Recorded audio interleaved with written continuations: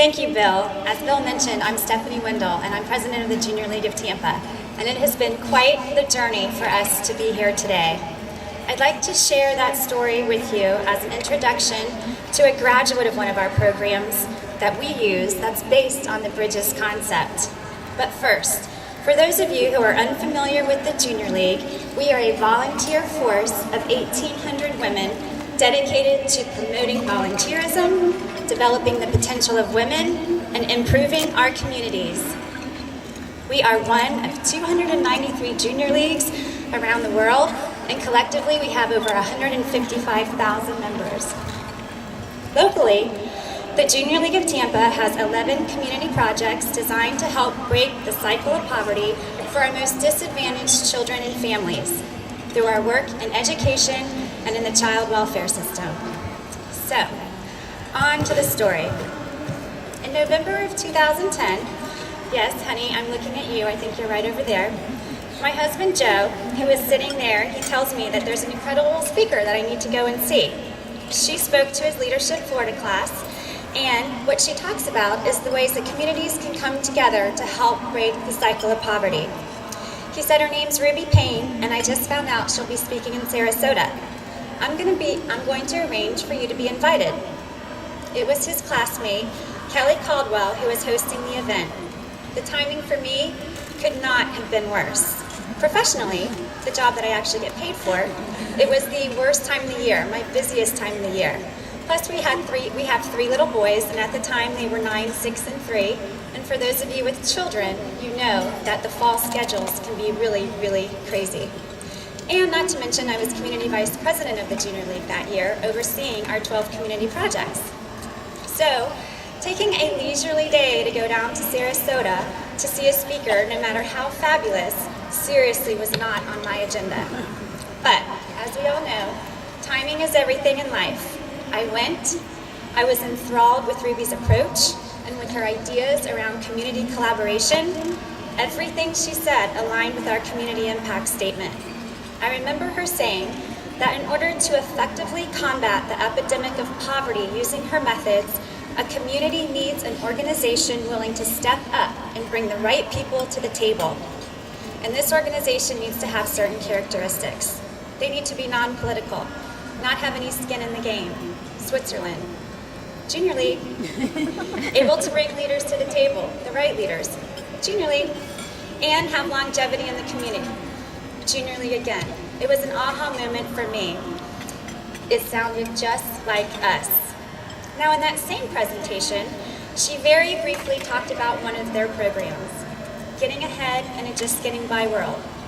A 12-week curriculum designed for people in poverty to help them find the resource they need to reach their goals.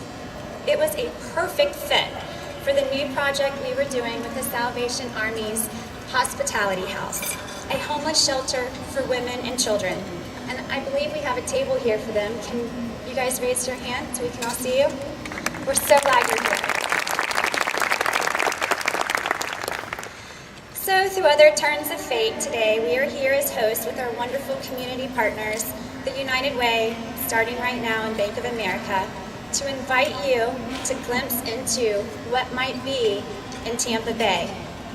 This is our second year of the Getting Ahead program, and the results and stories we can tell after this short time are quite impactful, but they do align with the national results that are seen all over our country. And having Ruby here today is just icing on the cake. But before you hear from Ruby, I would like to introduce you to a graduate of our inaugural class of our Getting Ahead program. Her story is hers, but her circumstances could have been many people in this room. Please help me welcome Dionne Hayes. Good afternoon, ladies and gentlemen.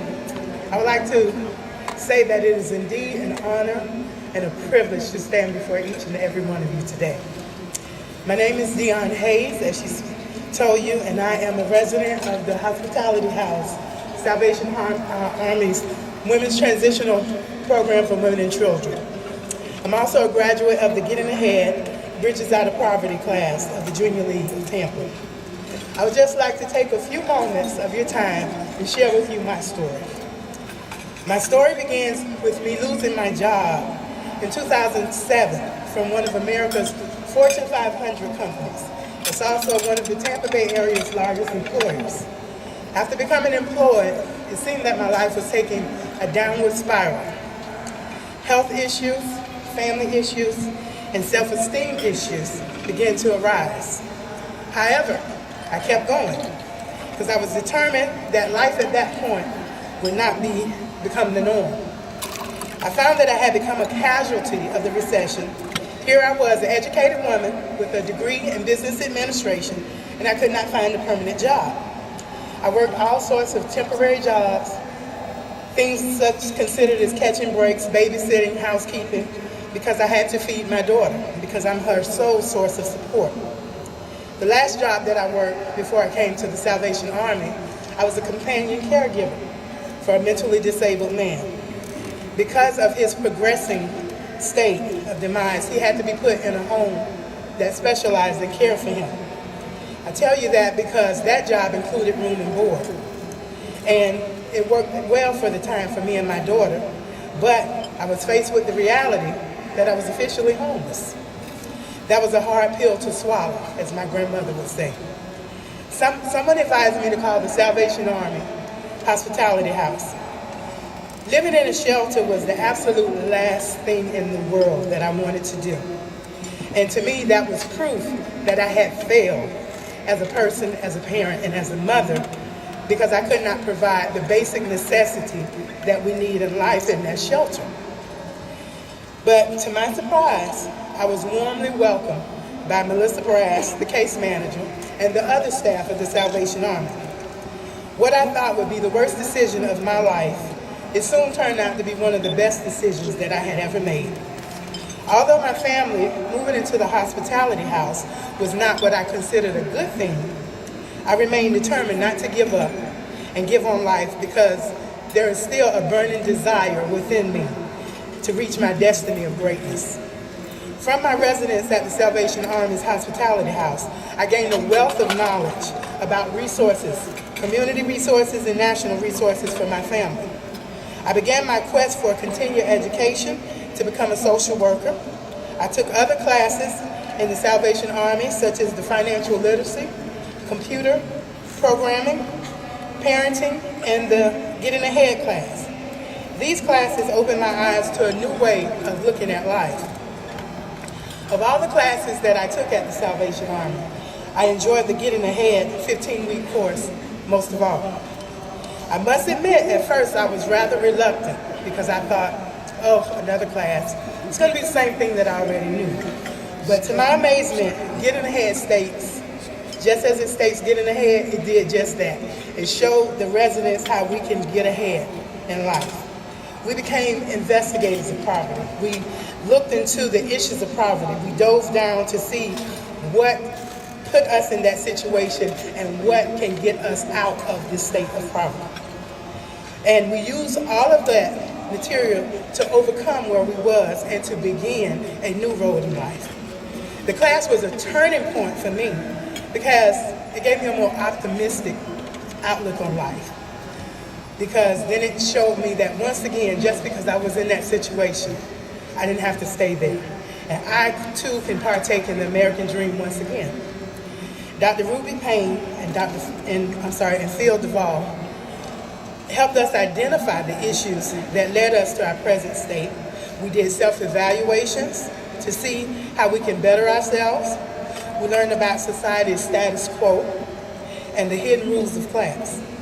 I learned of the racial, cultural, environmental, and educational factors, and I used them as motivators to move me out of poverty and to succeed.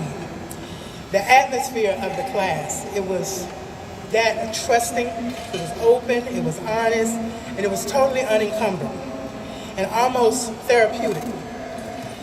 The facilitators, Jen Duvall, Val Lewis, and Jen Moyer, all ensured the class was like a safe haven for us. Everyone interacted, every opinion, every story, and all feedback, it was respected by all. Matter of fact, it was what happens in Vegas stays in Vegas, that was the kind of feel that we had in the class. So we were safe to talk. We expressed our experiences and we dove deeper into our mission, into investigating and discovering, only to find that we would find more about each other. I shared with the class an experience that I had, and I'd like to share this with you all too.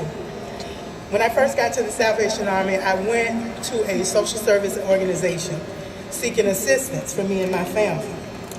And I was told by the social worker, "Honey, we can't help you. You don't look homeless." I was like, what? I didn't know homelessness had a face. You know, that threw me for a loop. I didn't look homeless. So that really got me, coming from a social service professional, someone that is their job and their mission to help. So I was outraged and appalled. But from the class, I learned not to fester in anger, but I used what I learned and I became obsessed with seeking out information. And I not only used that information for my family, I shared it with everybody. And the best revenge of that person out of that was that lemon she gave me. Honey, I made myself a big pitcher of lemonade. I wish she could see me now.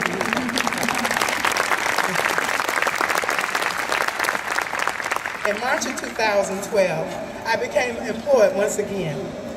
My supervisor and housing director for the Salvation Army, Margaret Rogers, at that time she saw something in me that I couldn't even see in myself, because I was clouded with emotions of frustration and not being able to get my family out of that situation as quickly as I wanted to. One never knows just how much it can lift a person's spirits being employed to make them feel like they are a part of society again, a productive member. It made my optimism go up even more. So I would like to say to her right now, thank you, Maggie.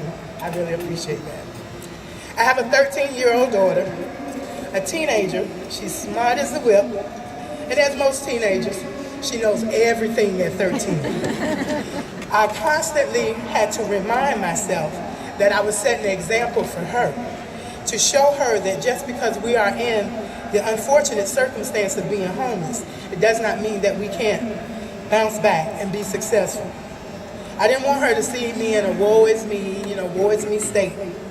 I was determined to get off of Despair Street and move on to Yes I Can Boulevard, and I'm going to remain on Life is Good Parkway. I knew the feelings of most of society's opinions of the homeless.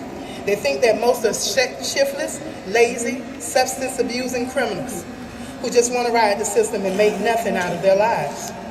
I too, must admit, I shared that opinion just 10 years earlier. I'm currently homeless, but I will be past homeless. So I speak now. Homelessness is my past state. Because homelessness will not be a part of it's a part of my past, but it's going to be the past that leads me into a credible future. I've always had a desire to operate my own nonprofit agency that could assist clients in the areas where government and other social agencies fell short. Getting ahead has helped me see the importance of being involved within your community, networking to make contacts that can assist you in your goals, and also being involved in giving back to others. I was able to identify my strengths and weaknesses and build upon them. I have set aspirations and goals, such as next month. I'm going to be so happy because I will be moving out of the Salvation Army into my own private residence. I also plan to purchase my own transportation. I also have a new way of thinking because it's not, and so many say you just live for the moment, but I see the big picture in life. I shall attend Springfield College this spring, and I shall also continue to travel the road to a healthier lifestyle. At this time, I've reached some of my goals, and there are others soon to be executed successfully, which will give me the ability to cross the bridge out of poverty and get ahead in a just getting by world. Thank you.